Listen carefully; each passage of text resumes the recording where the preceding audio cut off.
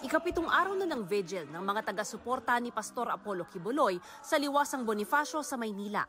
Pakikiisa nila ito kay Quiboloy at sa Sunshine Media Network International o SMNI sa gitna ng mga isyong kinakaharap ng mga ito.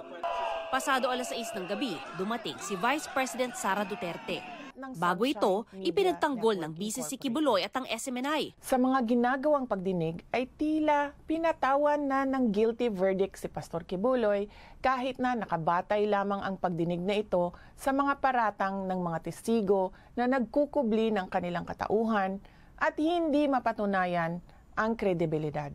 Nang tanungin tungkol dito si Senate President Juan Miguel Zubiri, sabi niya, no comment na lang. Cite in contempt. March 5 nang ipakontempt ni Senadora Risa Hontiveros si Quiboloy dahil sa paulit-ulit na hindi pagsipot sa mga Senate hearing. Pero hindi pa siya nakahingi ng arrest order kay Zubiri dahil may 7 araw para tumutol ang mayorya ng mga miyembro ng komite. Sinubukang kumalap ng pirma ni Senador Robin Padilla para tutulan ang pagpapakontempt pero kahapon, 4 pa lang sa 8 pirmang kailangan ang nakalap. Ngayong lumipas na ang 7 araw, show cause order muna ang inilabas ng Senado. Oras na matanggap ito, may 48 oras si Quiboloy para ipaliwanag kung bakit hindi siya dapat arestuhin. Ayon kay Zubiri, kailangang gawin lahat ng legal na proseso para kay Quiboloy alinsunod sa ruling ng Korte Suprema sa kasong isinampa laban sa Senado ng mga opisyal ng Pharmaly Pharmaceutical Corporation na nakontempt at ipinakulong ng mga senador. I don't want to be in violation of the Supreme Court ruling on the Pharmaly issue. Matapos naman ang 3 beses ng hindi pagsipot sa mga pagdinig ng Kamara sa umunay paglabag sa prangkisa ng SMNI, ipinakontempt na rin si Quiboloy ng House Committee on Legislative Franchises. The chair in objection the motion of the Honorable Paduano to ask the Sergeant of Arms directing the Sergeant of Arms to bring Pastor Quiboloy to the House premises is hereby approved.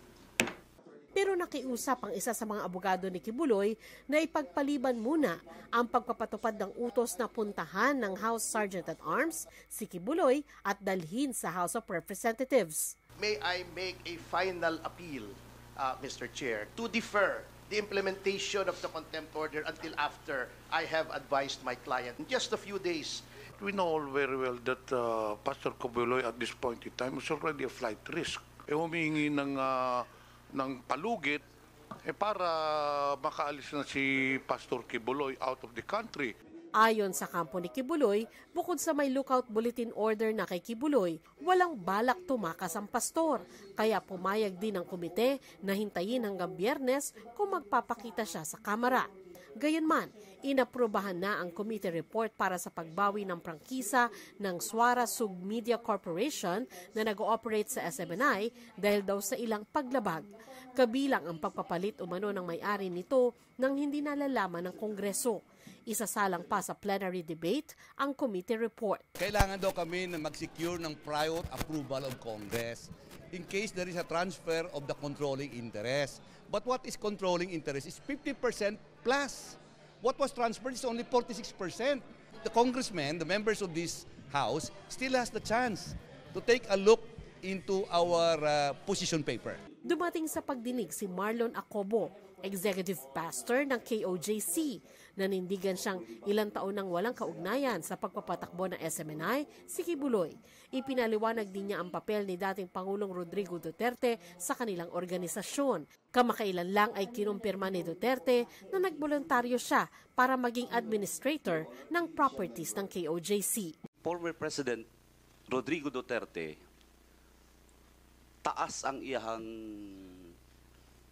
eksperyensya, lawyer siya, labaw sa tanan, suod siya nga higala sa Kingdom Ministry. Si PRD, taas yung kanyang experience, abogado po siya, then malapit na kaibigan siya sa ministry. Sa kanyang pagharap sa ilang vlogger kamakailan, itinanggi ni Quiboloy ang mga aligasyon ng rape at iba pang pang-aabuso ng mga dating miyembro ng KOJC na humarap sa Senado. Para sa GMA Integrated News, Sandra Aguinaldo, ako si Mav Gonzalez, ang inyong saksi. Dumalo rin si dating Pangulong Rodrigo Duterte sa prayer vigil ng mga taga-suporta ni Pastor Apollo Quiboloy sa Liwasang Bonifacio sa Maynila. Sa kanyang talumpati, sinabi ni Duterte na palusot umano ang sinasabing pagrerepaso ng ilang bahagi ng konstitusyon, pero ang totoong target umano nito ay term extension. May puna rin ang dating Pangulo sa mga biyahe abroad ni Pangulong Bongbong Marcos. Sinisikap ang kunin ng GMA Integrated News ang panig ng Malacanang tungkol dito. Dumalo rin sa pagtitipon sina Senador Robin Padilla, Bato de la Rosa at Bongo. Ang puntarya talaga nila, ito. Yung term extension. Ang balita ko, may pangatlo na yan, Constituent Assembly by Congress. Mukhang inumpasahan na nila. So, kung may galawin man ang konstitusyon, isa lang. Pahabain lang talaga ni Marcos kung anong ginawa ng tatay niya, gagawin. Si Marcos, pasyal na lang yan.